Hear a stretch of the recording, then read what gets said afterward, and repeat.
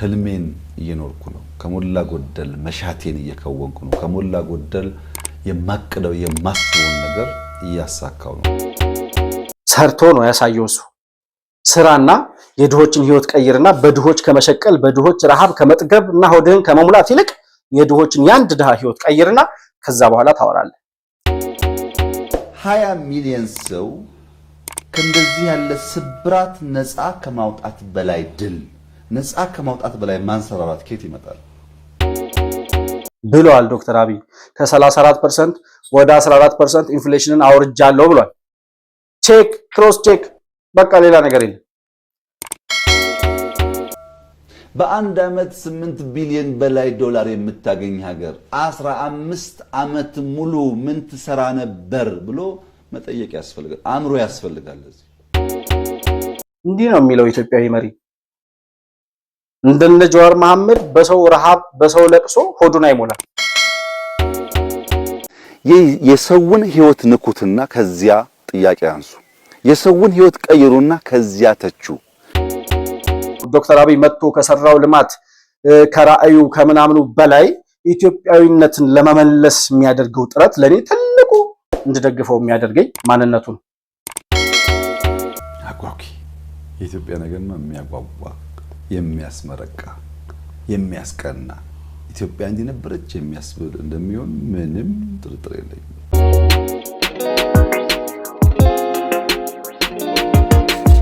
ሰላም ለእናንተ ይሁን የተከበራችሁ የመሆን መልቲሚዲያ ቤተሰቦች እንደምን አላችሁ ይህ መሆን መልቲሚዲያ ዛሬ ከሰሞኑ የሀገራችን አበይት ክስተት ከነበረው የጠቅላይ ሚኒስትር ዶክተር አብይ አህመድ ቃለ መጠይቅን አስመልክቶ አንዳንድ ነጥቦችን በማንሳት ከእናንተ ጋር ቆይታ የምናደርግ ይሆናል እስከ ፕሮግራማችን ፍጻሜ ድረስ አብራችሁ እንድትቆዩ የምጋብዛችሁ ብሩክ የሾርቃ ሰፋ ነኝ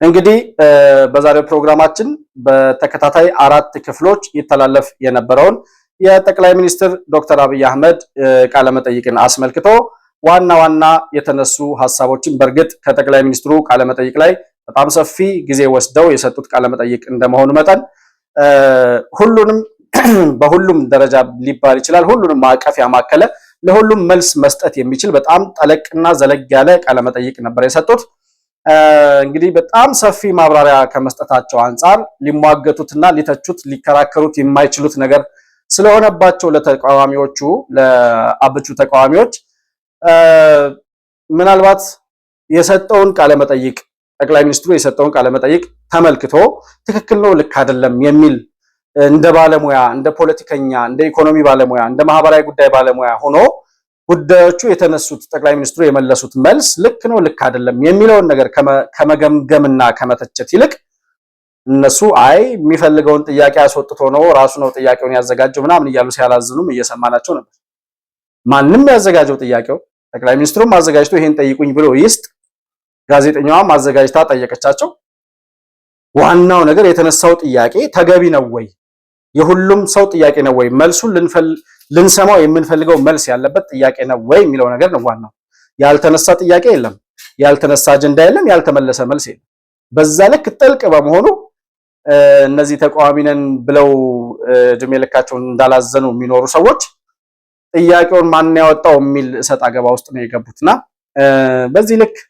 በዚህ ልክ ማውረድ ያሳዝናል በርግጥ እንደ ኢትዮጵያ የምናስብ ከሆነ ስለ ኢትዮጵያ የምናስብ ከሆነ የእውነት እንደው አሁን የለውጡ መንግስት በጥርጣሬ የሚያዩ ሰዎች ካሉ ለነሱ እንደው እስኪ እውነቱ ይጥራ እውነቱ ይለይ ይሄ መንግስት ወዴት እየሄደ ነው ምንድነው እየሆነ ያለው የሚለውን ነገር ማየት ማጥራት ለሚፈልጉ ሰዎች ትክክለኛ መልስ ነው ብዬ አስባለሁ የተመለሰው የተሰጠው ምላሽ የተጠየቀውም ጥያቄ ተገቢ ነው ብዬ አስባለሁና ምን ሐሳቦች ተነሱ ጠቅላይ ሚኒስትሩ የመለሱት መልስ እንዴት ይታያል አድሬስ የተደረገበት መንገድ ከ4 ሰዓት ከ5 ሰዓት ያላነሰ እንግዲህ በተከታታይ 4 ክፍል ማለት ከ1 ሰዓት ከ20 ከ1 ሰዓት ከሩብ በላይ ነው እያንዳንዱ ክፍል የነበረውና ኦልሞስት ወደ 5 ሰዓት አካባቢ የፈጀ ኢንተርቪው ነው ያደረጉት ጠቅላይ ሚኒስትሩ እና በዋናነት ጠቅላይ ሚኒስትሩ ካነሷቸው ሐሳቦች ውስጥ እኛ አሉ ጠቅላይ ሚኒስትር ዶክተር አብይ እስከዛሬ በነበረው የ7 ዓመት ጉዟችን ውስጥ መጋቢት 24 2010 ዓመተ ምህረት በፓርላማ ቀርበን የመጀመሪያ ቃለ መሐላችንን ስንፈጽም የተናገርኩትን ቃል አንድ ባንድ ነው በየቀኑ እየመነዘርኩ የኖርኩት፣ ከዛ ቃሌ ዝንፍ አላልኩም ብለው ተናግረዋል። አንዳንዴ መደገፍ አንዳንዴ መቃወም የሚለው ጉዳይ ጤነኛ እስከሆነ ድረስ የፖለቲካ ባህል መገለጫ ነው። ሁልጊዜ ድጋፍ ወይም ሁልጊዜ ተቃውሞ መጠበቅ የለበትም ፖለቲካ ውስጥ። በዚያ ጊዜ የነበሩ የተቃዋሚ ፓርቲዎች ለውጡን ያዩበት መንገድ ነው። እኛ ያየንበት መንገድ ብቻውን በቂ አይደለም። እኛ ያየንበትን መንገድ ለመገንዘብ መጋቢት 24 የነበረውን የፓርላማ ንግግር ማየት ነው። አንዲት ስቴትመንት አልተዛነፈችም። ያችን ንግግርናት በየቀኑ በየአመቱ ተገበረው። እኛ አልተቀየርንም። ዓላማችን አስተዋጭ ተናግረናል፣ እየኖርነው ነው። ያ ንግግራችን በየቀኑ እየኖርነው ነው። ከውጭ ያሉ ሰዎች ግን የኛን ንግግር የሰሙት ለነሱ አእምሮ እንዲመች አድርገው ነው። እኛ ያልነውን ሳይሆን የሚሽቱን የሰሙት እና መመርመር የሚፈልጉ ኢትዮጵያውያን አሁን ነው መመርመር። ጠቅላይ ሚኒስትሩ ፓርላማ ላይ የተናገሩት ምንድን ነበር? የእውነት እስከዛሬ ሰባቱን ዓመት ሲመጡስ ያንን የተናገሩትን አደርገዋለሁ ያሉትን እሆናለሁ ያሉትን አደርገዋለሁ ሆነው ተገኝተዋል የሚለውን ነገር ማነጻጸር፣ መገምገም፣ መመዘን አእምሮ ላለው ሰው ማሰብ ለሚችል ሰው በእርግጥ ትክክለኛ መንገድ ነው ብዬ አስባለሁ። እኔ እስከማስታውሰው ድረስ እኔ አብቹ ገና ቃለ መሐላ በፈጸመ ጊዜ ፓርላማ ላይ ቀርበው ኢትዮጵያዊነትን ከፍ አድርጎ በተናገረበት ሰዓት ነው የሱ ደጋፊ ሆንኩት። እንደ ግለሰብ ማለት እንደ ፓርቲ ብልጽግና ምናምን የሚባለው ፓርቲ ሳይፈጠር የኢህአዴግ አባል ሆኖ ያኔ ፓርላማ ባደረገው ንግግር ነው አምኜ ይሄ ሰውዬ በቃ ለኢትዮጵያ እድገትና ብልጽግና የሚሰራ ሰው ነው፣ ኢትዮጵያዊ ነው ብያምኘው የተከተልኩት ለዛ ነው። እና መመርመር የሚፈልግ ሰው ያኔ ጠቅላይ ሚኒስትሩ የተናገሩት ነገር ምን ነበር? እስከ ዛሬ የመጣበት መንገድ ምን ይመስላል? የእውነት ያኔ የተናገረውን ነገር እያደረገ የመጣ መሪ ነው የሚለውን ነገር ዞር ብሎ ማየት ይቻላል። እውነቱን ማጥራትና መመርመር ለሚፈልግ ይሄ ዝም ብሎ እሳት አገባ ውስጥ ገብቶ ጥያቄውን እሱ ነው ያወጣው ምናምን እያለ ለሚያላዝን ሰው እነሱ ዓላማቸው ሌላ ስለሆነ ለነሱ መልስ ሊሆን አይችልም። ግን እውነቱን ማወቅና መመርመር ለሚፈልግ ሰው እውነት አብቹ ምንድነው? ጠቅላይ ሚኒስትር አብይ ማለት እየሰራ ያለው ምንድነው? ኢትዮጵያን ወዴት ነው መውሰድ የሚፈልገው? አሁን ጥራዝ ነጠቅ ፖለቲከኞች ሮድ ማፕ የለውም ብልጽግና ወዴት እንደሚሄድ አናቅምና ያላዝኑ ነበር አይደል? እነሱ በሆነ ዝም ብሎ የሆነ ማኒፌስቶ ምናምን የሚባል ነገር ነው የሚያምኑት እነሱ። አብቹ ግን ያኔ መጋቢት 24 ከተናገረው ቃል እውነትም እሱ እንዳለው ዝንፍ ሳይል የኖረ መሪ ነው በእኔ እይታ። በአብዛኛው ኢትዮጵያን እይታም ጠቅላይ ሚኒስትሩ ከተናገረው ቃል ወርዶ ዝንፍ ብሎ ታጥፎ ቃሉን አጥፎ ያለውን ሳይተገብር የቀረበት ጊዜ የለም። አንዱ የተናገረው ያኔ ኢትዮጵያዊነትና ኢትዮጵያን ከፍ አደርጋለሁ፣ ከዘር ከብሔር ከመከፋፈል ከጥላቻ ከምናምን ትርክት ወጥተን ወደ ኢትዮጵያዊነት ጉዞ እንጀምራለን፣ ኢትዮጵያዊነት የሚባለውን ማንነት እንደገና እየመለሰ ያለ ሰው ነው ያኔ በተናገረው መሰረት። አንድ ማሳያ ለዚህ እንደ ማረጋገጫ ከጠቀማችሁ ዲጂታል መታወቂያ ማለት ምንድነው? ዲጂታል መታወቂያ ማለት ይሄ መታወቂያችን ላይ ይጻፍ የነበረ የአማራ ብሔር ተወላጅ፣ የጉራጌ ተወላጅ፣ የሶማሌ ምናምን የሚል መታወቂያችን ላይ ይጻፍ የነበረው የብሔርና የዘር ማንነት ተፍቆ ሁሉም በኢትዮጵያ ጂኦግራፊ ክልል ውስጥ የሚኖር ኢትዮጵያዊ በኢትዮጵያዊነቱ የሚታወቅ በሙሉ ኢትዮጵያዊ የሚል መታወቂያ ይሰጠዋል ማለት ነው። ይሄ ቀላል የሚመስላቸው ሰዎች ይኖራሉ። ግን በወያኔ 27 ዓመት ያገዛዝ ዘመን ኢትዮጵያዊ ነኝ ብሎ መናገር ያሳስር ነበር፣ ያስገርፍ ነበር፣ ከሀገር ያሰድድ ነበር። ኢትዮጵያዊ ነኝ እኔ ምንድነው ብሔር ሲባል ሰው ኢትዮጵያዊ ነኝ መታወቂያ ላይ ኢትዮጵያዊ እንዲባል ነው የምፈልገው ብሎ የሚናገር ሰው ይታሰር ነበር፣ ይገረፍ ነበር። ያ ታሪክ ነው የተቀየረው። አንዱ ሰው እንደመሆናችን መጠን የምንፈልገው መጀመሪያ ወያኔን የተቃወምነው ኢትዮጵያዊነታችን ነሳን፣ ገፈፈን። ስለ ዘር፣ ስለ ብሔር፣ ስለ ክልል ማንነት እንጂ ስለ ኢትዮጵያዊነት፣ ስለ ትልቋ ባንዲራ፣ ስለ ትልቋ ስዕል ማሰብ አልቻልንም የሚል ነበር ትግላችን የነበረው። ያንን የመለሰልን አብቹ ግንቦት 24 መጋቢት 24 2010 የተናገረው ነገር ይሄንን ነው። ሌላ ምንም ከዚህ ዝንፍ ያለ ነገር የለውም። ስለ ብሔር ስለ ምናምን ሲያወራ ሰምታችሁት የምታውቁ ከሆነ እንግዲህ ያንን መመስከር የሚችል እውነትን የሚያምን ሰው ማለት ነው። ለኔ ትልቁ መመዘኛ የሱ ነው። ዶክተር አብይ መጥቶ ከሰራው ልማት ከራእዩ ከምናምኑ በላይ ኢትዮጵያዊነትን ለመመለስ የሚያደርገው ጥረት ለኔ ትልቁ እንድደግፈው የሚያደርገኝ ማንነቱ ነው። ሌላውን መጋቢት 24 2010 ምን ተናግሮ ነበር ብሎ ከዛ በኋላ እስከዛሬ ምን እያደረገ መጣ የሚለውን ነገር ዞሮ ማየት የሚፈልግ ሰው ሄዶ መመርመር ይችላል። እንግዲህ የቤት ስራው ለእናንተ ነው የሚሰጠው። ማወቅ ለሚፈልግ መመርመር ለሚፈልግና ምናልባት በተቃውሞ ጎራም ካሉት ሰዎች አይተው መርምረው እውነትም በተሳሳተ መንገድ ነው የተቃወምነው ብሎ የሚመለሱ ካሉ ጥሩ ነው። ካልሆነ ግን እንደው በጥርጣሬ መንፈስ እያዩ ከዛም ከዚህ መሆን አቅቷቸው መሃል ላይ ላሉ ሰዎች ይሄ ሰሞኑን የተሰጠው ኢንተርቪው በጣም ግልጽ የሆነ መንግስት እየሄደ ያለበትንና እየሰራ ያለውን ነገር የሚያሳይ ነውና ያንን ማየትና መመርመር ይጠቅማል። ሌላው መጋቢት 24 2010 ዶክተር አብይ የተናገረው አንዱ ድህነትን እንዋጋለን ያለው ድህነትን እንዋጋለን ከዛ ብልጽግናን እንሰብካለን ብቻ አይደለም ኢትዮጵያን ወደ ብልጽግናዋ ይዘናት እንጓዛለን ያለው ዶክተር አብይ ስለ ኢትዮጵያ ልዕልና ስለ ኢትዮጵያ እድገት ስለ ኢትዮጵያ ብልጽግና ማውራት ብቻ ሳይሆን በግብርናው ዘርፍ በኤክስፖርት ዘርፍ ምናምን ያነሳቸውን ዳታዎች በሙሉ በዚህ ኢንተርቪው ላይ በሙሉ ተነስተዋል። እነዛ የሚያረጋግጡት መጋቢት 24 የተናገረውን ነገር እየተገበረ እየኖረ እንዳለ ማሳያ ነው። በዝርዝር ምን ናቸው የተነሱ ነጥቦች የሚለውን እየገባን የምናያቸው ይሆናል። ከድህነት አንፃር ድህነትን እየተዋጋን ብልጽግናን እያረጋግጥን እንሄዳለን። ግን ወያኔም 27 ዓመት ምን ይል ነበር? ድህነት እንዋጋለን፣ ዋናው ጠላታችን ድህነት ነው እያለ ግን ህዝቡን በሴፍቲኔት ውስጥ ታቅፎ እንዲኖር ነበር ያደረገው። ሰሞኑን አብቹ በሰጠው ኢንተርቪው ውስጥ በጣም ያዝናናኝ ነገር ሰው የተረጅነት ሜንታሊቲ ምን ያክል እንዳጠቃው ያሳየበትና የተናገረበት መንገድ በጣም የሚያሳዝንና የሚያዝናናም ነበር። ግን የእውነት የዛን አይነት ስነ ልቦና ደግሞ ሰው ውስጥ እንዲፈጠር መደረጉ በጣም ያሳዝን ነው። ወያኔ ተክሎብን የሄደው የሴፍቲኔት የተረጅነት የድህነት ሜንታሊቲ ማለት ነው። ሰው ድሃ ለመባል የድሃ ለመባል እና በሴፍቲኔት እንዲታቀፍ ፈልጎ ያለውን ሀብት ይሸጣል። በሬ ካለው በሬ ይሸጣል፣ ላም ካለው ይሸጣል፣ ፍየል ካለው ይሸጣል። ከዛ ምንም የለውም ተብሎ በድህነት ይመዘገባል። ከዚህ በላይ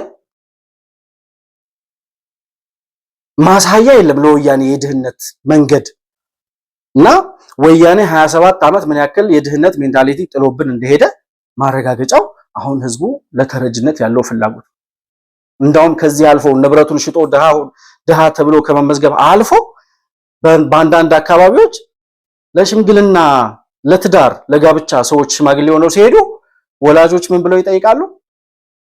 የሴቷ ቤተሰቦች መሆናቸው ነው እንግዲህ የሚጠየቀው የሴት ቤተሰብ ስለሆነ በሴፍቲኔት ታቅፏል ወይ ሰውየው ብለው ይጠይቃሉ። ይሄ በጣም የሚያሳዝንም የሚያዝናናም ነው። እና ወያኔ እንደዚህ አድርጎን ነበር ሄደው የትግራይ ነፃ አውጪ ግንባር የሚባለው ህወሓት የትግራይን ህዝብ ነፃ አወጣለሁ ብሎ የራሱን የአቦይ ስብሃትን እና የመለስ ዜናዊ እና ዜብ መስፍንን ቤተሰቦች ነፃ አውጥቶ የትግራይን ህዝብ ከ3 ሚሊዮን በላይ የትግራይ ህዝብ በሴፍቲኔት ውስጥ ነበር የለውጡ መንግስት ሲመጣ ወደ ስልጣን። በጣም አሳዛኙ ነገር እሱ ነው። ያንን የድህነት ሜንታሊቲ ተዋግቼ አላብጩ ተዋግቼ እኔ ስመጣ ወደ ስልጣን ስመጣ ስንት ነበር ነው ያለው? 26 ሚሊዮን ህዝብ በድህነት ውስጥ ነበረ። ከዛ በቅርብ ዓመታት ውስጥ በተሰራ ስራ 23 ሚሊዮኑ ከድህነት ማውጣት ይችላል።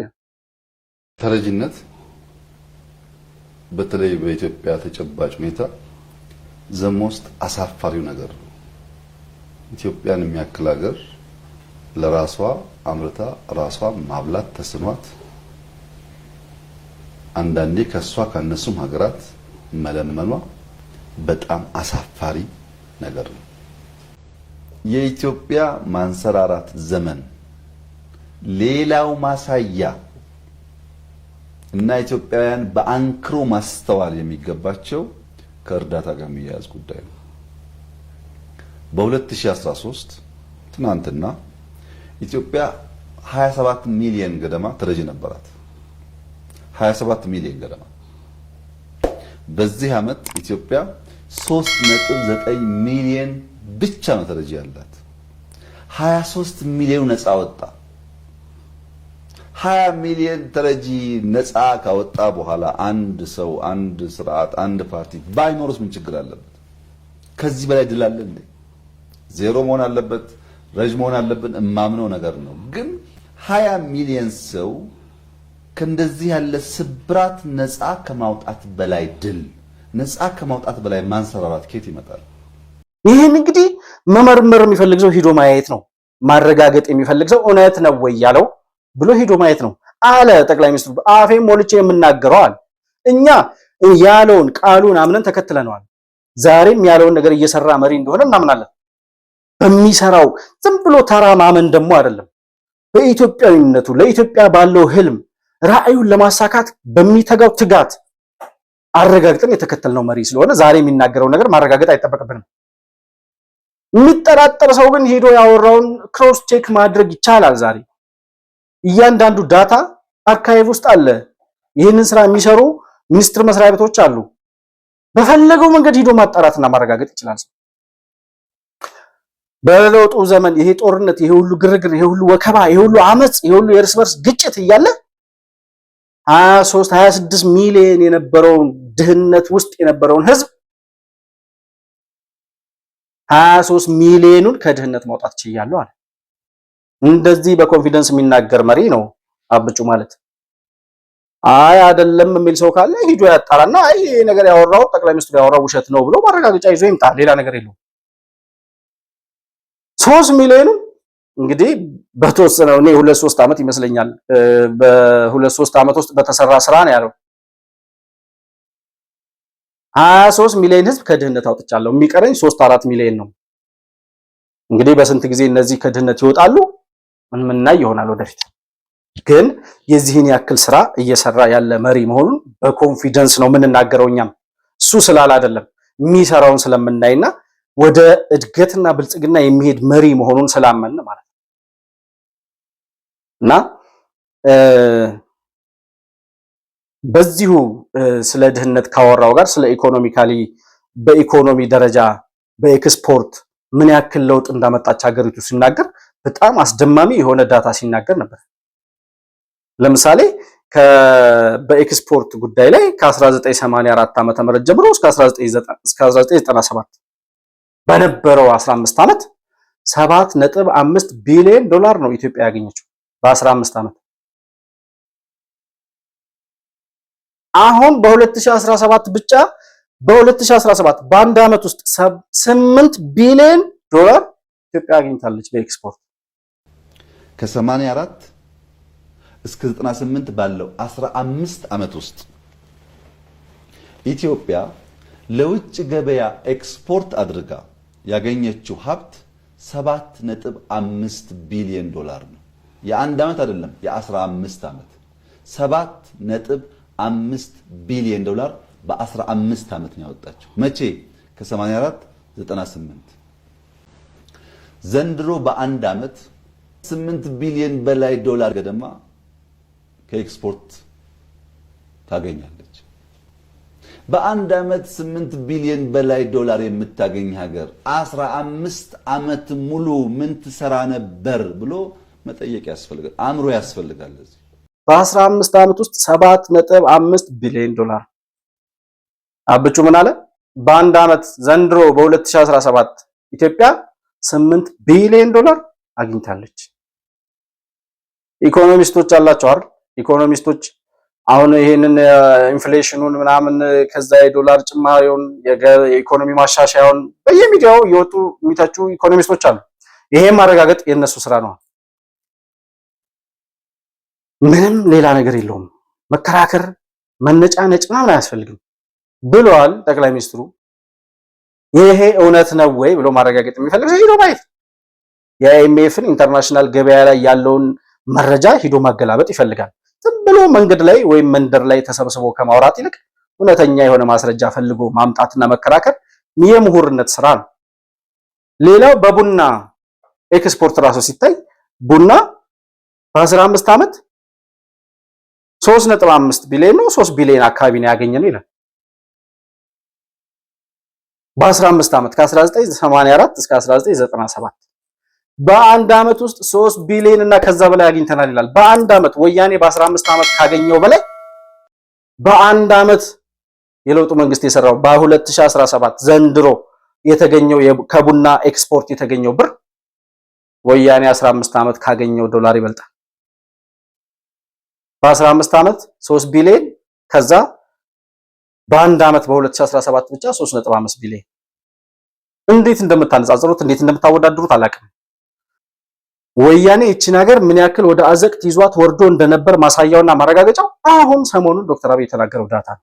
ሌላ ምንም ሩቅ ሳይኬድ ማለት ነው። በኢኮኖሚ ደረጃ ካነሳቸው ሐሳቦች ውስጥ ዋናዎቹ እነዚህን ካነሳን በቂ ነው፣ ማሳያ እንዲሆን ማለት ነው።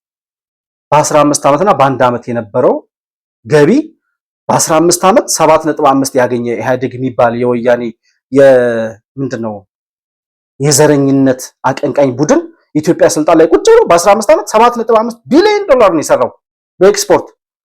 ዶክተር አብይ በአንድ ዓመት ብቻ 8 ቢሊዮን ሰርቻለሁ። አሁን ወያኔና ብልጽግናን የሚያነጻጽር ሰው ካለ በሽተኛ ነው ማለት ነው። ወይ ማስረጃ ይዛችሁ ጠቅላይ ሚኒስትሩ ያወራው ውሸት ነው ብላችሁ ኑና እዛ ላይ እንከራከር። ከዛ በተረፈ ጠቅላይ ሚኒስትሩ እያወራ ያለው መሬት ላይ የተረጋገጠ በዓለም አቀፍ ዳታ ሊታይ ሊረጋገጥ የሚችል ማስረጃ ነው። ሰብአዊ መብትን አስመልክቶ ጥያቄ ቀርቦለት ነበር። ሰብአዊ መብትን አስመልክቶ ሲናገር የተናገረው መልሱን የመለሰበት መንገድ በጣም አስደማሚ መልስ ነው። ለሰብአዊ መብት መንግስት ከፍተኛ ኮሚትመንት አለው። ምንም አለ የሚባል ጉዳይ አይደለም። ኢትዮጵያ ውስጥ ያለው ትልቁ ችግር ነፃነትን የማስተዳደር አቅም ውስን መሆኑ ነው። ነፃነትን ማስተዳደር ፈተና ሆኗል። በነፃነት የሚሰሩ ተቋማት ገንብተናል። የኢትዮጵያ ሂውማን ራይት ኮሚሽን በተዛባ መንገድም ቢሆን ላለፉት 3-4 ዓመታት የኢትዮጵያ መንግስት ላይ እዚችው አካባቢ ተቀምጦ ሲያወጣ የነበረው ሪፖርት እያደመጠ ዝም የሚል መንግስት መፍጠር መቻላችን እኮ ትልቅ መርታ ነው። አልነበረም፣ አይደፈርም። እንኳን ውሸት፣ እንኳን ቅጥፈት፣ እንኳን ያልተስተካከለ ዳታ የተስተካከለስ ቢሆን መንግስት ሳያውቀው መንግስትን መክሰስ እኮ አይቻልም። ያን ያደረግንበት ምክንያት ጠፍቶን ሳይሆን ያኛው እናውቀዋለን፣ ኖረንበታል። ጠፍቶን ሳይሆን ተቋም ለመገንባት መከፈል የሚገባው ዋጋ አካል አድርገን ስላሰብን። ሰብአዊ መብት ኮሚሽን ምንድን ነበር ሲሰራ የነበረው?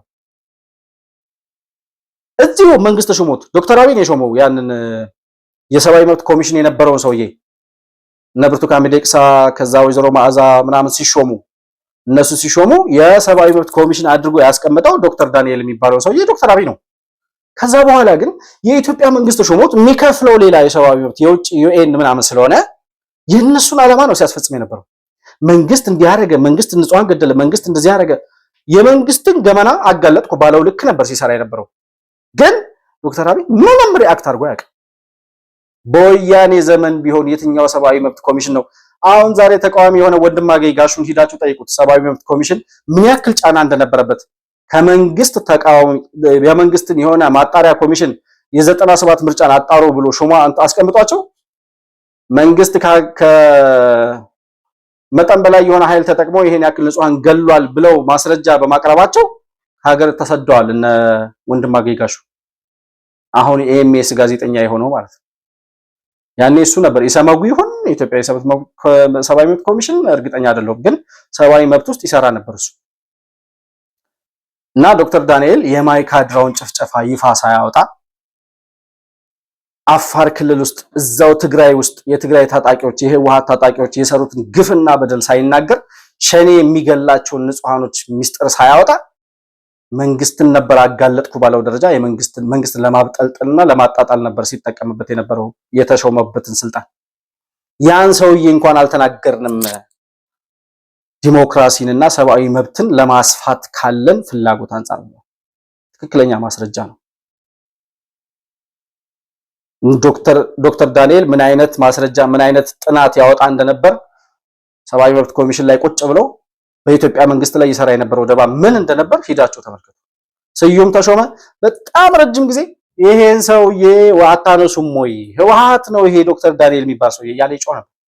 ዶክተር አብይ ግን እንደዛ እሱ ላይ ደባ እየፈጸመ ምንም ተናግሮት አያውቅም። ስልጣኑን ጨርሶ እስኪወርድ ድረስ ዶክተር አብይ ምንም ሪአክት አድርጎ አያውቅም ነበር።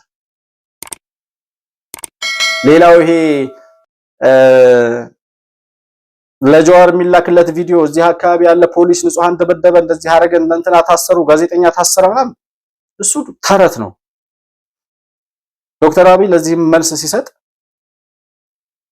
አንዳንድ ጊዜ ከህግ ውጪ የሆነ እርምጃ የሚወስዱ ስነ ምግባር የጎደላቸው የፖሊስም የጸጥታ አካላትም ሊኖሩ ይችላሉ። ይሄ ደግሞ ከባህላችንም ይመጣል። ሌባ ተይዞ ዱላ ይጠየቃል የሚል ማህበረሰብ ያለበት ሀገር ነው። ስለዚህ ሌባም ቢሆን ተይዞ መደብደብ ባይኖርበትም ግን የሚመቱ ፖሊሶች፣ የጸጥታ ኃይሎች ሊኖሩ ይችላል። ያ ከባህል ጋር አብሮ የሚስተካከል ነው ማለት እንጂ እንደ ድሮ ወያኔ አስሮ ይገርፍ ይቀጠቅጥ እንደነበረ ማዕከላዊ ምናምን የነበረው አይነት ጭካኔና ግፍ እንደማይፈጸም ማረጋገጫ ሰጥቷል። ማጣራት የሚፈልግ መርማሪ ጋዜጠኛ ሄዶ ማጣራት ይችላል። ሌላኛው ኢንፍሌሽን እና የኑሮ ውድነትን የተመለከተ ነው። በዚህ ደረጃ የኢኮኖሚስት ባለሙያ ስለ ኢኮኖሚክስ አስመልክቶ ኢንፍሌሽን፣ የዋጋ ግሽበት፣ የዋጋ ንረትን፣ የገበያ ውድነትና በተመለከተ በጣም ሰፊ ማብራሪያ ነው የሰጠው። ግን እዛ ላይ ከ34% ኢንፍሌሽኑ ከነበረበት ለ20 ዓመት በተከታታይ እያደገ የመጣ ኢንፍሌሽን ነበር የነበረው ብሏል። ያንን ኢንፍሌሽን በየጊዜው እየገራን ለማስተካከል በጣም የቆየና ስር የሰደደ ስለነበረ ታግሎናል፣ አስቸግሮናል። እንግዲህ ለውጡ ከመምጣቱ በፊት ለ10 ምናምን ዓመታት ኢትዮጵያ ውስጥ አጠቃላይ ከ20 ዓመት ያላነሰ ጊዜ ኢንፍሌሽን ኮንቲኒየስሊ እያደገ መጥቷል። ያው የነበረውም የአጠቃላይ ኢኮኖሚ የሚታወቅ ሆኖ ኢንፍሌሽን ግን ተቋርጦ 20 ዓመት ኢንፍሌሽን 1 ዓመት አጋጥሞ ሲገራ፣ 2 ዓመት አጋጥሞ ሲገራ፣ 3 ዓመት አጋጥሞ ሲገራና 10 15 ሲሆን አንድ አይደለም። በደንብ ስር እየያዘ ስለሚሄድ መልሶ ማስተካከሉን በዛው ልክ ፈታኝ ነው የሚሆነው። አንደኛው ፈተና የነበረብን እዳ መኖሩ ብቻ ሳይሆን ግሽበቱ ለአመታት እያደገ እየቀጠለ ይመጣ ሳይቋረጥ ሳንደክም ይመጣ ውጤት የለም። ይሄን የመሰለ እድገት እያመጣን ኢኳሊ የኢትዮጵያ ኢንፍሌሽን ከ30 ምናምን ገደማ 13.5 ወርዷል። በዚህ አመት ከግማሽ በታች አወርደነዋል። ኢንፍሌሽን ከ34 13.5 ወርዶ ኤክስፖርት ገቢ፣ ድህነት ቅነሳ፣ የእዳ ውዝፍ ከጂዲፒያችን አንጻር ዲክላይን ማድረጉ ኢትዮጵያ በብዙ መንገድ ከነበረባት በሽታ ብቻ ሳይሆን ከኢንፍሌሽኑም በማገገም ላይ እንደሆነች ያሳያል። ድና ጨርሳለች ወይ አልጨረሰችም? እንዲህ በዋዛ ድና የምትጨርሰው ጉዳይ አለ፣ ስብራቱ ብዙ ስለሆነ። ግን የመዳን መንገድ ላይ ነው ወይ ያለችው? ምንም ጥያቄ የለውም፣ ጥርጥር የለውም። ለውጡ ሲመጣ 34% ደርሶ ነበር ኢንፍሌሽን፣ የዋጋ ግሽበት የሚባል እና ከነበረበት 34% ወደ 14% ዝቅ አድርገናል አለ። እንግዲህ እኔ ኢኮኖሚክስ ባለሙያ አይደለሁም። እኔ የማህበራዊ ሳይንስ ባለሙያ ነኝ። እኔ ሶሺዮሎጂስት ነኝ። የኢኮኖሚክስ ባለሙያ የሆነ ሰው ይምጣና ኢንፍሌሽኑ 2010 ላይ ስንት ነበር፣ ዘንድሮ ስንት ደረሰ የሚለውን እንደ ባለሙያ ጥናት አድርጎ ይንገረን። የት አሉ? አሁን ዶክተር አብይ ይሄን ሁሉ ማስረጃ አቅርቦ ከሚናገር ድረስ እኔ ነኝ ያለ ኢኮኖሚ ባለሙያ በዚህ ጉዳይ ላይ ለህዝብ ያስባለሁ፣ ህዝቡ ማወቅ አለበት እየሆነ ያለውን ነገር፣ የኑሮ ውድነቱ ምን ያህል ደርሷል፣ ኢንፍሌሽኑ የት ደርሷል፣ ምን ያክል ማስተካከያ የተደረገ የሚለውን ነገር ማብራሪያ ሲሰጥበት እንኳን አልሰማውም። በዜና አንዳንድ ጊዜ አልፎ አልፎ እየቀረቡ ከሚናገሩ ምንድነው ከዚህ ከኢኮኖሚክስ ጋር ከገበያ ጋር ተያይዘው ከባንኮች እንቅስቃሴ ጋር ተያይዘው ያሉ የኢኮኖሚክ ባለሙያዎች ከሚናገሩት ውጭ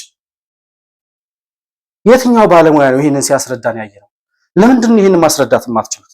ከመተቸትና ከመቃወም ባለፈ ቢያንስ ህዝቡ ማወቅ አለበት እኮ። የግድ እያንዳንዱን ነገር ዶክተር አብይ ወጥቶ እስከሚናገር መጠበቅ የለብንም። ባለሙያ ነኝ ያለ ሰው እንደ ባለሙያ ይሄ እዚህ ላይ ያለ ነው፣ በዚህ መንገድ አሁን ያለው የኑሮ ሁኔታ እንደዚህ ተሻሽሏል፣ አሁን እንደዚህ እየጨመረ ነው የሚለው ማስረጃ እኮ ለህዝቡ ማድረስ ያለበት ባለሙያ ነኝ ምሁር ነኝ የሚለው አካል ብሏል። ዶክተር አብይ ከ34% ወደ 14% ኢንፍሌሽንን አውርጃለሁ ብሏል። ቼክ ክሮስ ቼክ፣ በቃ ሌላ ነገር የለም። ሌላኛው የኢኮኖሚ ማሻሻያውን የገንዘብ ጭማሪውን ይሄ ከዶላርና ከብር አንጻር የነበረውን ማሻሻያ 55 ብር 50 ምናምን ብር የነበረውን የዶላርና የኢትዮጵያ ብር ልዩነት በገበያው እንዲወሰን የተወሰነበት የኢኮኖሚ ማሻሻያ ሀገር በቀል አይደለም ከውጭ የመጣ ነው እየተባላችሁ ትታማላችሁ ብላ የጠየቀችው ጋዜጠኛዋ እና በኢህአዴግ ዘመን ገና ዶክተር አብይ ወደ ለውጥ እንደመጣ የነበረው የመጀመሪያ ስብሰባ ላይ የኢኮኖሚ ማሻሻያ ማድረግ አለብን የሚል አጀንዳ ያንን የተነሳው ይላል። ከዛ በኋላ የወያኔ ጦርነት መጣ። ሌሎች ተግዳሮቶች ነበሩበት። እነ ጀዋር በዛ በኩል ይበጠብጣሉ። በጣም ብዙ ትግል ውስጥ ነበር የነበረው መንግስትና በዛ ሂደት ውስጥ ግን ጥናት እያደረግን ነበር። ምን አይነት እርምጃ ነው መውሰድ ያለብን? ምን ብሏል? እንደውም ምግብ ልታዝ ስትፈልግ መጀመሪያ ሜኑ ማየት አለብህ ይላል። ምን ማለት ነው? ያንን የኢኮኖሚ ማሻሻያ ለማድረግ ስንፈልግ መጀመሪያ የትኛው መንገድ ነው የሚያዋጣን ብለን የተለያዩ ሀገራቶች የሞከሩትን ሙከራ የሄዱበትን መንገድ ለማጥናትና ለመመርመር በጣም ብዙ ደክመናል። ብዙ ባለሙያዎችን አማክረናል። ለኢትዮጵያ በሚጠቅም ደረጃ የውጩን እንደ ግብአት ወስደን ከራሳችን አንጻር አይተን አስተካክለን በሚመቸን በሚበጀን መንገድ ያዘጋጀነው ወይም የወሰነው የኢኮኖሚ ማሻሻያ ነው ብሏል። እኛ ኢኮኖሚክ ሪፎርም ኢትዮጵያ ያስፈልጋታል፣ ያለችበት ሁኔታ አደገኛ ነው ያልነው አይኤምኤፍ የሚባል ተቋም ጋር መነጋገር ሳንጀምር ነው። በነገራችን ላይ ቢሮ ገብቼ የመጀመሪያው የኢህአዴግ የብልጽግና አይደለም የኢህአዴግ ስራ አስፈጻሚ ስብሰባ ኢኮኖሚክ ከፈት የሚል ውይይት ነበር የመጀመሪያው። በዛ ጊዜ ነው አይኤምኤፍ ጥቁር ይሁን ነጭ በአካል የማግኘት እድል አልነበረኝም። በርካታ በእኛ መሰል ችግር ውስጥ ኖረው ወደ ሪፎርም የገቡ ሀገራት ትምህርት ለመቅሰም ሙከራ አድርገናል። ከአይኤምኤፍ ጋር ተወያይተናል፣ ከወርልድ ባንክ ጋር ተወያይተናል፣ ከኢኮኖሚክ ማህበራት ጋር ተወያይተናል፣ በኢኮኖሚ ዙሪያ ትንታኔ ከሚሰጡ ተቋማትና ግለሰቦች ጋር ተወያይተናል፣ ከብዙ ሀገር መሪዎች ጋር ተወያይተናል። ኤክስቴንሲቭ የሆነ ውይይት ተደርጎበታል። ከዚያ ሰብስበን ትምህርት ወስደን የኛን ችግር አገናዝበን ሆም ግሮን ሪፎርም 1 ሆም ግሮን ሪፎርም 2 ብለን በሰራነው ላይ ነው የከፈትነው። የለም አይኤምኤፍ ቢባል ድርሽ አይልም፣ ይሄማ ኤንደሚክ ነው ጭላዳ ዝንጀሮ ነው ደግሞ ካልንም የምንጠብቀው ሪሶርስ ስላለ እኛ ጀምረን የምንጨርሰው ሪፎርም የለም። እሱም ስተት ነው፣ ግን ኢንዲጂኒየስ ነው። መሰረቱ የኛ ነው፣ ፍላጎቱ የኛ ነው። ያቃሉ በዚያ መንገድ አልፈዋል ካልናቸው ሰዎች ደግሞ ትምህርት ተቀስሟል። ከራሳችን ፍላጎት እና አቅም ተነስተን ከሌሎች ተምረን የሰራነው ስራ ነው። የታሉ ዶላር 100 ብር ሲገባ ወይም በገበያው ሲወሰን የዶላር ጭማሪ ከተደረገ ብላክ ማርኬት 300 400 ይገባል እያሉ ሲያለቅሱ የነበሩ ኢኮኖሚስቶች የታሉ? ዛሬ ስንት ገባውን ዶላር? ብላክ ማርኬቱ ስንት ገባ? አንዱ ዶላርን በገበያው መሰረት እንዲወሰን ማድረግ ዋናው ዓላማው ብላክ ማርኬትን ማጥፋት። አሁን በባንኮችና በብላክ ማርኬቱ መካከል ያለው ልዩነት ስንት ነው? 10 ብር 15 ብር ከዚያ አይበልጥ። 50 60 80 ብር በ100 ብር በእጥፍ ጨምሮ የነበረው የብላክ ማርኬት ገበያ ከኢኮኖሚ ማሻሻያው በኋላ ከ10 ብር የበለጠ ልዩነት የለውም። ይሄንን አሁንም የኢኮኖሚ ባለሙያ ነኝ የሚል ሰው መጥቶ ቼክ አድርጎ አረጋግጦ ለህዝቡ ማስረዳት የነሱ ስራ ነው። በኢኮኖሚ ጉዳይ ላይ በዚህ የኢኮኖሚ ማሻሻያው ላይ ሐሳብ ሲሰጡ ከነበሩ ሰዎች መካከል ኤርሚያስ አመልጋ ብቻ ነው ትክክለኛ የኢኮኖሚ ማሻሻያ ነው፣ በገበያው መወሰን አለበት የዶላር ዋጋ መንግስት የወሰነው ትክክለኛ ነው ብሎ ሲናገር የሰማሁት የመጀመሪያ ጊዜ እሱ ነው። ከዛ በኋላ በእርግጥ የተለያዩ የኢኮኖሚ ባለሙያዎችን ሲደግፉት ተመልክቻለሁ። አሁንም ግን የኢትዮጵያ ኢኮኖሚ እየወደቀ ነው ብሎ የሚያስቡ ደግሞ ኢኮኖሚስቶች አሉ። ኢኮኖሚ የተለያየ ትምህርት ነው የምትማሩት። ኢኮኖሚክስ ነው አይደል? ኤርሚያስ አመልጋ የተማረው ኢኮኖሚስት እና አንዱ ሌላኛው በተቃርኖ ወገን ያለው የኢኮኖሚ ባለሙያ እንዴት ነው እውነታውን የማታስታርቁት? ኢኮኖሚውንም በፖለቲካ ልዩነት ውስጥ ማሰር ትክክል አይደለም። ቢያንስ መሬት ላይ ያለውን ሀቅ የሚያየው ባለሙያ እያስረዳ ለህዝቡ ግልጽ ማድረግ አለበት የሚለውን እንደ መልእክት ለማስተላለፍ ነው። ሌላኛው ከለውጡ በኋላ መንግስትን ወደ መቃወም ይሄዱ ወይም የለውጡን መንግስት ወደ መቃወም የገቡ ሰዎች አሉ። የመንግስት ደጋፊ የነበሩ ስለ ዶክተር አብይ አውርተውም አይጠግቡ የነበሩ ሰዎች ግልብጥ ብለው ተቃዋሚዎች ሆነዋልና ምንድነው ምክንያቱ? እነዛን ከውጭ ያስገባ እንዲገቡ የተፈቀደላቸው የታሰሩትን መፍታቱ መንግስት ሁሉንም ወደ አንድነት መጥራቱ ምናልባት ትክክል አልነበረም ብለው ያስባሉ ወይ ይጸጽቱታል ወይ ብላ ጠይቀችው። ዶክተር አብይ የመለሰው ምላሽ አንዳንዶች ከእጃችን ላይ የግል ምንዳ ጠበቁ። ያ የጠበቁትን ምንዳ ከእጃችን ሲያጡ አኮረፉ። ኑ ሲባሉ፣ ግቡ ሲባሉ፣ አብረን እንስራ ሲባሉ ኑ የተባልነው 4 ኪሎ ነው ብሎ ያሰቡ ሰዎች ሳቱ፣ አኮረፉ። ሀገር ነው የምንፈልገው፣ ሀሳብ አለን፣ መስራት እንችላለን፣ እንፈልጋለን ደግሞ ያሉ ጸንተው ቀሩ። እኛ ኑ ያልነው፣ ተመለሱ ያልነው፣ አብረን እንስራ ያልነው፣ ሀሳባችሁን ለመሸጥ አውድ ይገባችኋል፣ መዛኙ ህዝብ ካከበዳችሁ የምትፈልጉትን መሆን ትችላላችሁ ነው ያልነው እንጂ የጠራነው ሁሉ 4 ኪሎ ይገባል አላልንም። እንደዚያ ያሰቡ ሰዎች ሳቱ። እንደዚህ ነው የሆነው። ሌላ ምንም ነገር የለውም። እነ ዶክተር ማናቸው እነ ገዱ አንዳርጋቸው ያፈነገጡት ስልጣን ሲያጡ ነው። እነ ዳዊት ወልደ ጊዮርጊስ መጥተው ሻለቃ ዳዊት ማለት ነው እነሱ መጥተው ስልጣን ጠይቀው በእነሱም ተሾመ በኩል ደጅ ጠንተው ብዙ ሰው ለምነው አይ እናንተን ድጋፍ አንፈልግም ስልጣን ለእናንተ የሚሆን ቦታ የለንም ሲባሉ ተቃዋሚ ሆኑት። እነማን ነው የኢሃፓ ምናምን የነበረው ያሬድ የሚባል ሰውዬ ማን ያሬድ ነው አንድ ሰው ያለ ኢሃፓ የነበረ እሱ ሌሎች በጣም ብዙ ስልጣን የሚፈልጉ በኢሃፓ ዘመን የነበሩ የ60ዎቹ ርዝራዦች የኢሃፓ ርዝራዦች ዛሬ አሁን አሜሪካና አውሮፓ ሆኖ የሚበጠብጡን ማለት ነው። እነሱ ሰዎች ከእጃችን ምንዳ ጠብቀው የጠበቁትን ምንዳ ሳያገኙ ስለቀሩ ተቃዋሚ ሆኑ። እኛ ነው ያልነው 4 ኪሎ አይደለም፣ እኛ ነው ያልነው ሁሉም በሙያው ለሀገሩ እንዲሰራ ውጭ ሆኖ ታጥቆ የመንግስት ጋር የትጥቅ ትግል አረጋለሁ የሚለውም ወደ ሰላም ትግል እንዲመጣ በሙያው መደገፍ የሚችለው ሐኪሙም ዶክተሩም ሹፌሩም የኢኮኖሚ ባለሙያውም ወደ ሀገሩ መጥቶ በሚችለው አቅም ሀገሩ እንዲደግፍ እንጂ ኑና 4 ኪሎ ስልጣን እንስጣችሁ ብለን አይደለም የጠራናቸው። እነሱ ግን እንደዛ ስለመሰላቸው ተሳሳቱ ይላል። ፈጣሪ ከዚህ አይነት ስህተትና ውርደት ይጠብቃችሁ። የመሆን መልቲሚዲያ ቤተሰቦች ያሳፍራል በጣም ማለት እድሜ ልኩን ስልጣን እየለመነ ሰው እንዴት ይኖራል? ሁልጊዜ በልመና ሁሌ በብጥብጥ ሁሌ በረብሻ ሁሌ ከኢሃፓ ዘመን ጀምሮ ስንት ደም እጃቸው ላይ ያለ ሰዎች ዛሬም መጥተው ደጅ ጠንተው ስልጣን ሲከለከሉ ተመልሰው ሄደው የጦርነትና የእንትን ናፋቂ እንትን ጠማቂ ሆነዋል እዛ እና የነሱን ከዚህ በላይ ማለት አልፈልግም። ዶክተር አብይ በበቂ ሁኔታ ስለመለሰው ማለት ነው። ሌላኛው በየጊዜው አዳዲስ የውሸት መረጃዎች እያወጣ ሰላም የሚነሳን ሁሉም ጋዜጠኛና የፖለቲካ ተንታኝ የሆነበት የሚዲያ ዘርፍ ነው። ጥላቻ የሚሰብከውም ዘረኝነት የሚሰብከውም ምንም የሚሰብከውም ዛሬ ሚዲያ እጁ ላይ ነው ያለው እና ስለዛ ስለ ሚዲያ ነፃነት ምናምን ተጠይቆ ሚዲያ በሚመለከት ባለፉት 6-7 ዓመታት 160 ሚዲያዎች ተጨምረዋል። ኢትዮጵያ ውስጥ 160 ያልነበሩ ሚዲያዎች ተጨምረዋል። በለውጡ ጊዜ 4 ሚሊዮን ቲቪ ነው ኢትዮጵያ ውስጥ የነበረው። ዛሬ 20 ሚሊዮን ቲቪ ኢትዮጵያ ውስጥ አለ። ባለፉት 6 ዓመታት ኢትዮጵያ ውስጥ ያለው የቲቪ ቁጥር በ3 እጥፍ አድጓል። ሚዲያውን በዝቷል፣ ቲቪውን በዝቷል።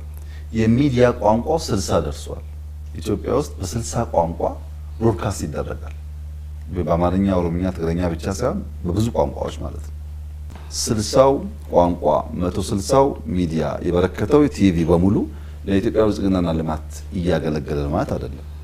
ሁሉም ዓላማ ስላለው ለራሱ ተልእኮና ዓላማ ስለሚሰራ ትንሽ ተስፋ ያለው ነገር ኢንፎርሜሽኑ መስመር እየሳተ ሲመጣ ህዝቡ ደግሞ ከዚያም እየተጎዳ ሲመጣ እንደ ከዚህ ቀደሙ የሰማውን ሁሉ የማመን ጉዳይ ደግሞ ለውጣል።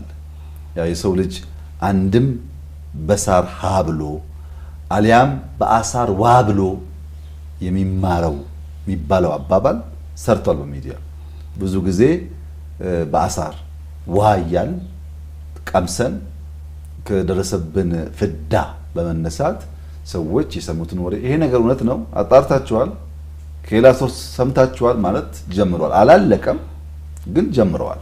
በብሮድካስት ደረጃ የሚሰሩ የሬዲዮና የቴሌቪዥን ተቋማት በለውጡ ዘመን ከነበሩት በ160 ቁጥር ጨምረዋል ይላል። 160 ሚዲያዎች ተጨምረዋል። እንኳን አይደለም በወያኔ ዘመን እኮ ኢሳት አይታይም ነበር።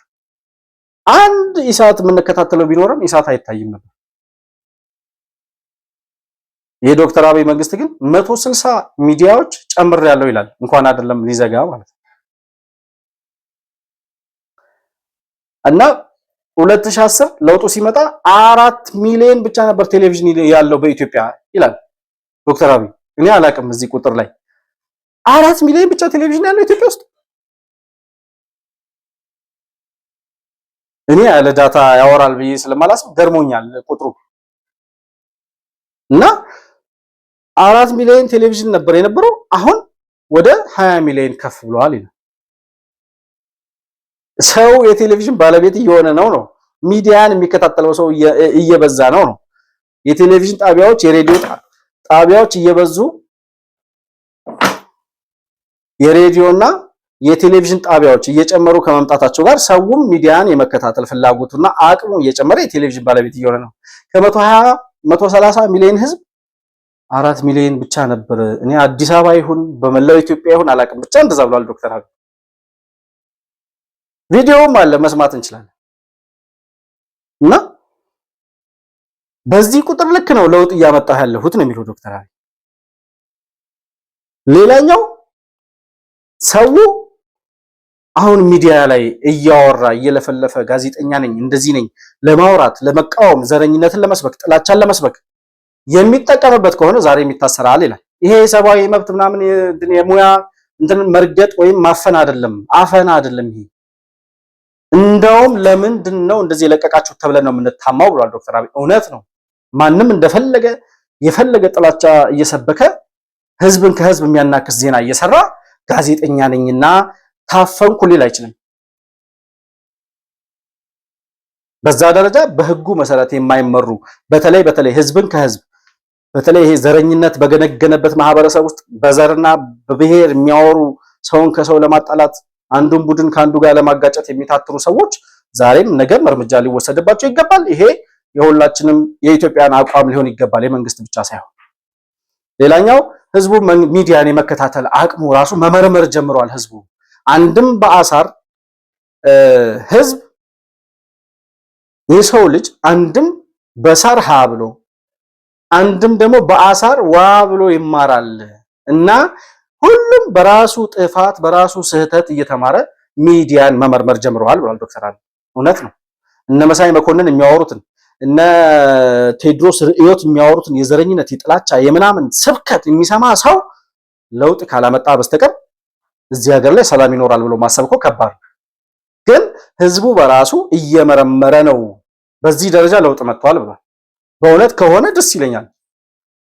መመርመር ከጀመረ ህዝቡ ትላንት ያወራኸው ውሸት ምን ደረሰ፣ ትላንት እንደዚህ ብለህ ነበር የት አለ ብሎ መጠየቅ መጀመሩ ሰው ሚዲያውን እያጠራ መረጃውን በሚችለው በሚፈልገው ደረጃ እየወሰደ የሚጠቅመውን ነገር ብቻ ማዳመጥ ጀምሯል ማለት ነው።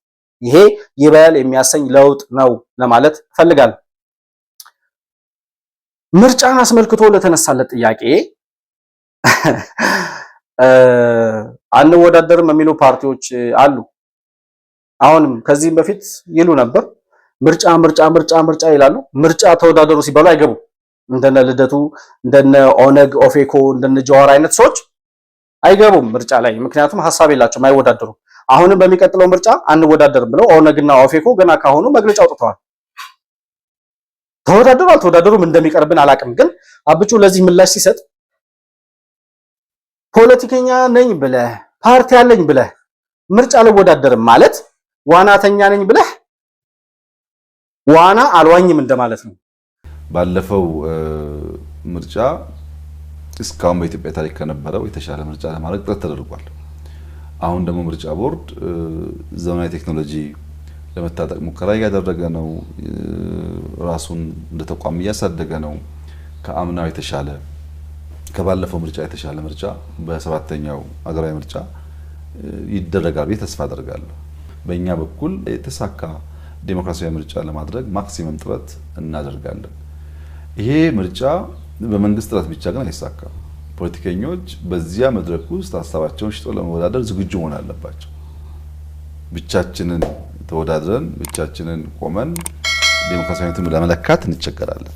በሌላ መንገድ ደግሞ ፖለቲከኛ ሆኖ ለመወዳደር ፈቃደኛ ለመሆን ፖለቲከኛ ነኝ ፓርቲ ነኝ ግን አልወዳደርም ደግሞ ማለት ልክ ባህር ዳር ቆሞ ወንዝ ዳር ቆሞ ውጭ ሆኖ ዋና እንደመዋኘት ማለት ነው። ዋና ለመዋኘት መግባት ያስፈልጋል ውሃ ውስጥ። ውሃው ሳይነካ ውሃውን ሳናንቦጫርቅ ዋና የሚባል ነገር የለም እና ፖለቲካል ፓርቲ ከሆን ፖለቲካል አኒማል ከሆን ፖለቲካል ሰው ከሆን የምንለካበት አንዱ መንገድ በምርጫ ሀሳባችን ሽጠን ተወዳድረን በማሸነፍ ይሁንታ ስናገኝ መንግስት በመሆን ደግሞ ያይገባነውን ቃል መተግበር ነው። ለዚያም ተፋላሚ ተቃዋሚ ተፎካካሪ ፓርቲዎች ማሰብ ይኖርባቸዋል። ለምርጫ ትልቁ ቅስቀሳ ትልቁ የምርጫ ቅድመ ምርጫ ስራ የሚባለው ተግባር ነው። ቃልን በተግባር መፈጸም ነው። እኛ ባለፉት 5 ዓመታት እናሳካለን ብለን ቃል የገባናቸውን ጉዳዮች በበርካታው ጉዳይ እናሳካለን። አሳክተን ነው ለምርጫ የምንቀርበው። በቃ ከዚህ በላይ መልሳል። ዋናተኛ ነኝ ዋና ተወዳዳሪ ነኝ ብለህ በልና ዋኝ ስትባል አልዋኝም ካልክ ምንድነው የምትባለው አንተ? እንደዚህ ነው እየሆነ ያለው እና ምርጫን በሐሳብ ልዕልና አሸንፌ ለህዝብ የሚሆን ጥቅም ይዤ መጥቼ ህዝብ መርጦኝ ሐሳቤን ህዝብ ገዝቶት ሀገሬን ወደ ተሻለ መንገድ መውሰድ ይችላል ብሎ የሚያስብ ሰው ዛሬ ምርጫ መወዳደር አለበት። ምንም ይሁን ምንም ዲሞክራሲ አይደለም እንደዚህ ነው ምናምን ከዛ በኋላ ነው ከውጤቱ በኋላ የምታወራው። ካሁኑ አይ ምርጫው እንደዚህ ስለሚጭበረብር አንተ ነህ የምታጭበረብረው፣ አንተ ነህ በወንጀልና በሴራ ፖለቲካ ስልጣን መያዝ የምትፈልገው። ይሄ ነው መልሱ እና እነ ኦፌኮና ኦነግ ቢያስቡበት ጥሩ ነው። ቢያንስ ተወዳድሮ እንደው ፓርላማ እንኳን ዳውድ ኢብሳ እድሜ ዘመናቸውን ዝም ብሎ ፖለቲከኛ ነኝ ምናምን እያሉ 50 ዓመት ምናምን ከዛ በላይ ኖረዋልና ነው በስተርጅና ፓርላማ ገብተው ብናያቸው ደስ ይለናል። መቼም አሸንፈው ስልጣን እንደማይዙ ይታወቃል። ሐሳብም ስለሌላቸው ግን ቢያንስ የውድድር መድረኩን መጠቀም ተገቢ ነው። የፖለቲካ ፓርቲ ነኝ ካልክ ካልሆነ ውጣ ሰርዝ ፓርቲህንና አለቀ። የፖለቲካ ፓርቲ ነኝ ካልክ ግባና ተወዳደር። አልወዳደር በምትል ከሆነ ሰርዝ ፓርቲህንና ነጋዴ ሁን። ነጋዴ ናቸው ድሮም የኢሳያስን ፍርፋሪ ሲበላ የኖረ ሰው ዳዲ ብሳ በቃ አለቀ። ይሄ ነው መልሱ። ዶክተር አብይ ግን እኔ ምርጫ የምወዳደረው ከዚህ በፊት በነበረው ከ5 ዓመት በፊት በነበረው ምርጫ ላይ የገባሁትን ቃል አሳክቼ ነው መወዳደረው ብሏል። አሁን ከዚህ ሰውዬ ጋር መወዳደር የሚፈልግ ሰው መምጣት ይችላል። እችላለሁ፣ ከዶክተር አብይ የተሻለ ሐሳብ አለኝ፣ ከብልጽግና የተሻለ መንገድ አለኝ፣ ለህዝብ የሚጠቅም ራዕይ አለኝ ብሎ የሚያስብ ሰው ይምጣና ሰርቼ የገባሁትን ቃል አረጋግጬ አሳክቼ ነው ምርጫ መወዳደረው ከሚለው ሰው ጋር ሐሳቡን ይዞ ይቅር። ይሄ ነው። ከዛ በተረፈ እንዲህ ነው ስላልክ አንተ ሌላ የዘረኝነት የብሔር የፖለቲካ የጥላቻ ምናምን ስላወራህ የሚመጣ ነገር የለም። የምርጫው መድረክ ተዘጋጅቷል። ገብቶ መወዳደር ያንተ ስራ ነው። ዋናተኛ ነኝ ብለሃል፣ ገብተህ መዋኘት ያንተ ተግባር ነው መልሱ። የኢትዮጵያን ነገ አስመልክቶ ዶክተር አብይ በጣም በአምቢሽን ነው የሚናገረው። እዚህ ላይ የሚናገረው ነገር በጣም ደስ ይላል። የሚናገርበት ጽንፍ በጣም የሚመስጥ ንግግር ነው የሚናገረውና የኢትዮጵያ ነገ ለማየት ምን ያክል እሱ ራሱ እንደሚጓጓ ያሳያል። በጣም ንግግሩ ራሱ ይገልጻል ሁኔታው።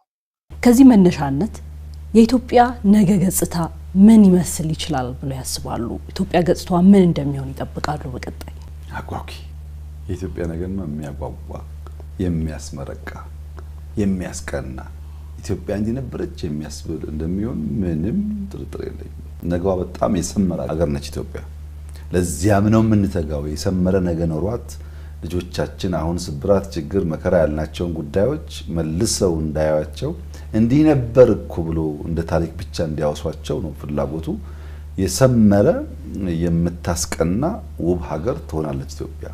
ከፊቱ ላይ የምታነበው ፋሻል ኤክስፕሬሽን የሚባለው ነገር ሳይናገረው በደንብ ያሳያል ጉጉቱን፣ ነገውን ለማየት ያለውን ራዕይ ማለት ነው።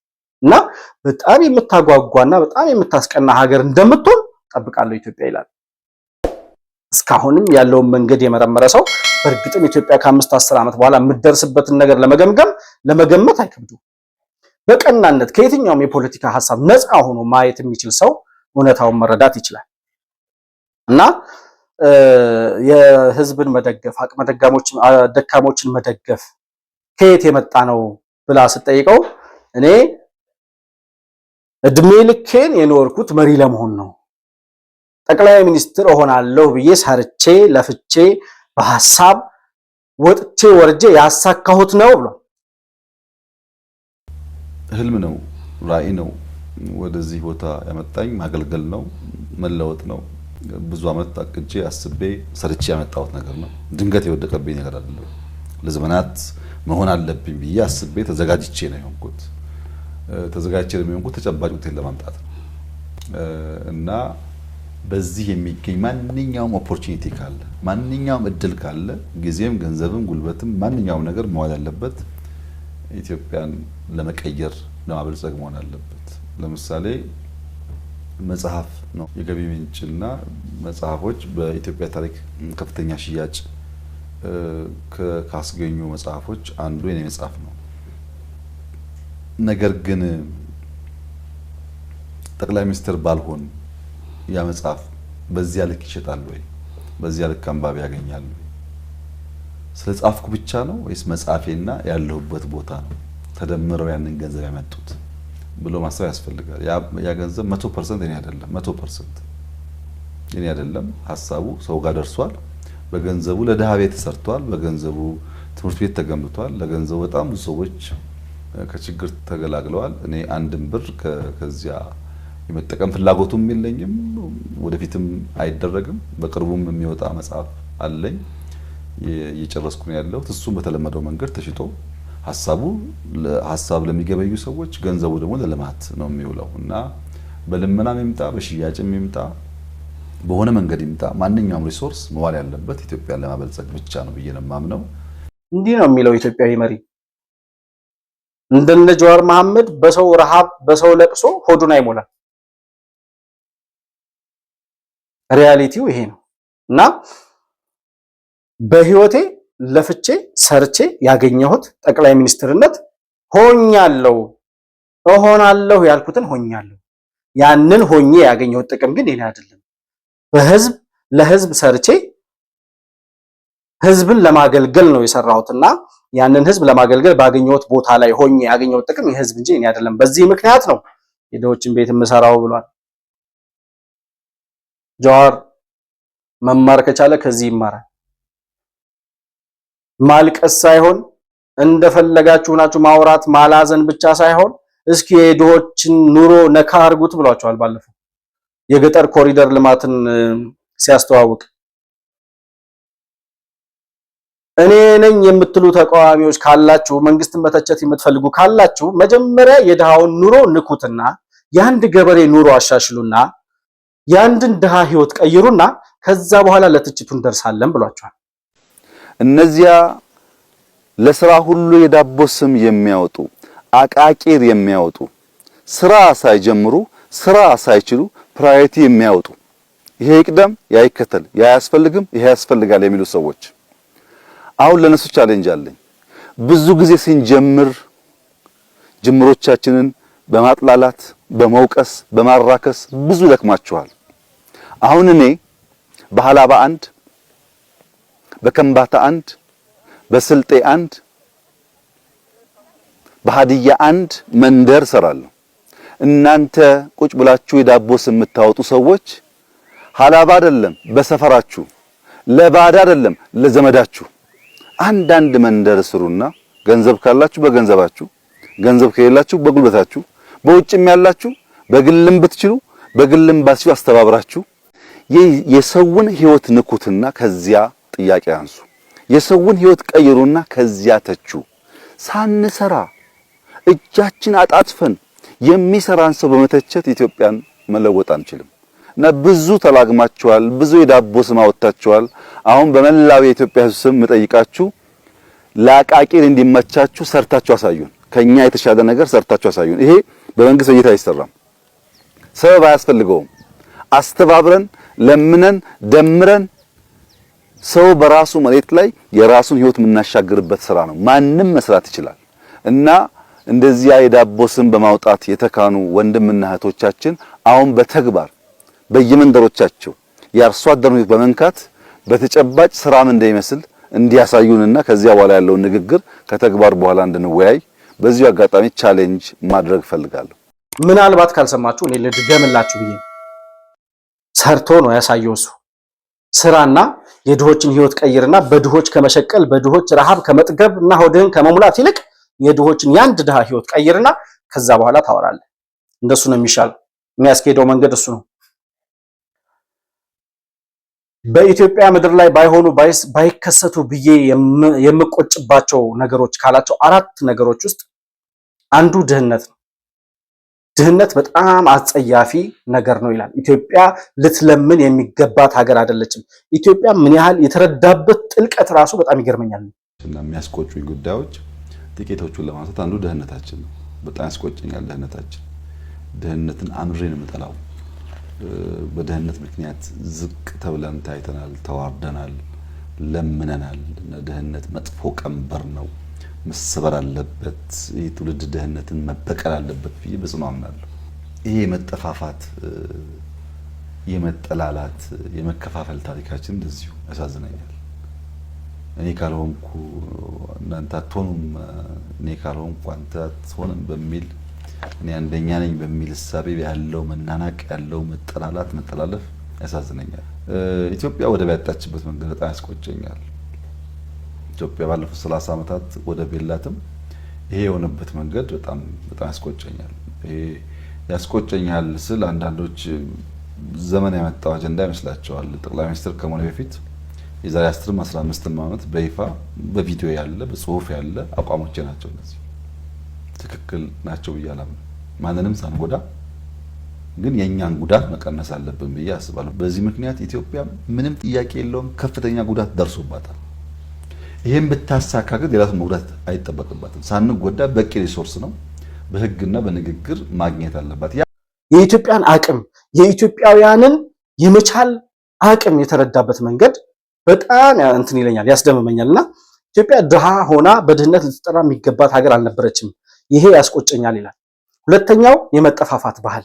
ይሄ እኔ ካልሆንኩ መሪ አንተ መሪ አትሆንም፣ እኔ ካልገዛው በስተቀር አንተ በምንም አይነት ሁኔታ የኢትዮጵያ ስልጣን ላይ አትቀመጥም፣ እምሻለው እኔ ብቻ ነኝ የሚል ይሄ የኔ ብቻ አመለካከት፣ በተለይ ይሄ ዘረኝነት ትርክት ከመጣ ወዲህ አንዱን ካንዱ ጋር ማባላት ማጣላት፣ እኔ ብቻ ነኝ የተሻልኩት የኔ ሐሳብ ካልሆነ ብሎ ለመጠፋፋት የምንሄድበት መንገድ ያሳዝነኛል።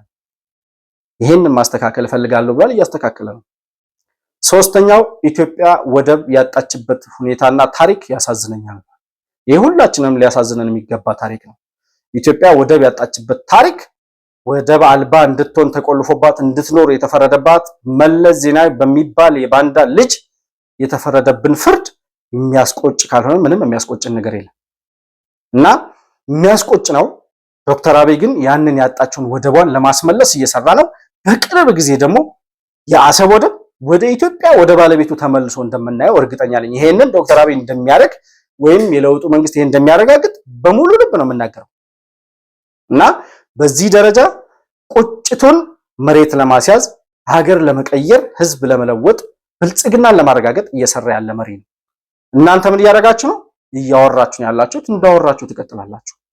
አራተኛው የሚያሳዝነኝ ባይሆን ብዬ የምመኘው ነገር ያለው ኢትዮጵያን ለራሳቸው ያላቸው ግምት፣ አንዱ አንዱን ለማጥፋት የሚሄድበት ርቀት፣ ስለ ሀገራቸው ያላቸው የግንዛቤ ደረጃ ማነስ። ሀገሩን የሚያውቀው ስንት ሰው ነው? ኢትዮጵያን አናቃትም የሚል ግጥም ነበረኝ እኔ ራሴ። አብዛኛው ፖለቲከኛ ነኝ የሚል ሰው አሁን ኢትዮጵያን አያውቅም። የኢትዮጵያውያንን ስነልቦና አያውቅም። ራሱ ያለውን አቅምና ሀገሩ ያላትን እምቅ አቅም እንኳን አይረዳም። ግን ኢትዮጵያዊ ነኝ ይላል። ስለ ኢትዮጵያ ስትጠይቀው ግን መሸማቀቅና ማፈር እንጂ በሀገሩ መኩራት የሚባል ነገር አያውቀውም። እና እነዚህ 4 ነገሮች ያስቆጩኛል ብሎ የተናገራቸው ነገሮች በጣም ወሳኝና በልባችን የሚቀሩ ነገሮች ናቸው።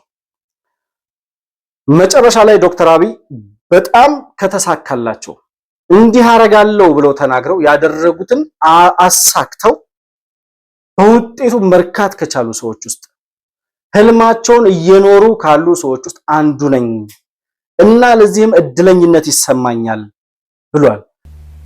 ህልሜን እየኖርኩ ነው። ከሞላ ጎደል መሻቴን እየከወንኩ ነው። ከሞላ ጎደል የማቅደው የማስበውን ነገር እያሳካው ነው። ከሞላ ጎደል ይሄ ነገር የምራት እድል ባገኝ ምን አደርጋለሁ ብዬ የማስበው ነገር እውነት ለመናገር በሚያስደንቅ መንገድ ውጤት እያመጣው ነው። በጣም ከፍተኛ ደስታ እና ኢነርጂ ተሞልቼ ወደ ነገ እንድጓዝ እንድዘረጋ የሚያደርገኝ ውጤት መናገር ብቻ ሳይሆን መፈጸም፣ ፈጽሞ ማየት ብቻ ሳይሆን መሻገር፣ አልቆ መፈጸም እና ውጤት የእርካታ ምንጭ ጉልበቴ ነገን በትልቅ ተስፋ እንዳይ የሚያደርገኝ ነገር ነው። እስካሁን ያለውም ነገር በየሴክተሩ ስመዝነው የተናገሩትን እየተገበሩ የተመኙትን እየኖሩ የሰሩትን እየጨረሱ ፍሬ እያዩ ውጤት እያዩ በመከናወን ውስጥ ካሉ እድለኞች መካከል አንዱ ነኝ ብዬ ነው የማስበውና ውጤት ዋናው እርካታዬ ነው። በእውነት እኖራለሁ ብሎ እሆናለሁ ብሎ ጠቅላይ ሚኒስትር እሆናለሁ ብሎ በውትድርና ከዛ በዝቅ ብሎ በቢሮ ደረጃ ከዛ በኋላ በሚኒስትርነት ከዛ በኋላ አልፎ ጠቅላይ ሚኒስትር መሆን የቻለ የህወሓትን የዘረኝነት የጥላቻ ቀንበር ሰብሮ ህወሓት ባንኩንም ታንኩንም ይዞ እያለ አደንዝዞት በጭንቅላት በልጦት ጠቅላይ ሚኒስትር የመሆን ህልሙን ያሳካ ሰው ደስተኛ መሆን ካልቻለ ማን ይሆናል? እነ ጀዋር መሐመድ እያወሩ እድሜ ልካቸውን ሲኖሩ እነ ደብረ ጽዮን ደንዝዘው ሲቀሩ ዶክተር አብይ ህልሙን እያሳካ ያለ መሪ ነው። በዚህ እውነት ሁላችንም ኢትዮጵያን ደስ ይለናል እና የእውነትም ህልሙን የሚያሳካ ራእዩ ለሀገር የሆነ ራእዩ ለህዝብ የሆነ መሪ ስላለን ደስ ይለናል። በዚህ ደረጃ ነው የተመለከትነው ቃለ መጠይቁን። ሙሉ ኢንተርቪውን በጣም ሙሉ መዳሰስ ይቻላል። በጣም ብዙ ነገር ነው ያነሳው፣ ግን እነዚህን ፖይንቶች ብቻ ካነሳን ብዙ ለመማር ስለሚረዳ እነዚህን ማየት የቻለ ሰው ዶክተር አብይ ያነሳቸውን ዳታዎች መርምሮ አይቶ ትክክል አይደለም ልክ ነው ለሚል ክርክር ዝግጁ ለሆነ ሰው መድረኩ ክፍት ነው አሁን። ከዛ በተረፈ ላሉባልታና ለለቅሶ ለነጀዋር አይነት የዘረኝነት የጥላቻ ልክፍት የሚሆን መድረክ የለም። የሚያወራው እንዳወራ ይቀጥላል፣ የሚሰራው እየሰራ ጉዞውን ይቀጥላል። ይህንን ነው ማለት እንፈልገው። የተከበራችሁ የመሆን መልቲሚዲያ ቤተሰቦች አብራችሁኝ ስለነበራችሁ እስካሁን ድረስ እጅግ በጣም አድርጌ አመሰግናለሁ። መሆን መልቲሚዲያን ላይክ፣ ሰብስክራይብ እና ሼር ማድረጋችሁ እንዳትዘነጉ። እንዲሁም ደግሞ በሱፐር ቻት እና በሱፐር ታንክስ ልታግዙና ልትደግፉ እንደምትችሉም በድጋሚ ለማስታወስ እወዳለሁ። በሌላ ፕሮግራም እስከምንገናኝ ሰላም በያላችሁበት ለእናንተ ይሁን።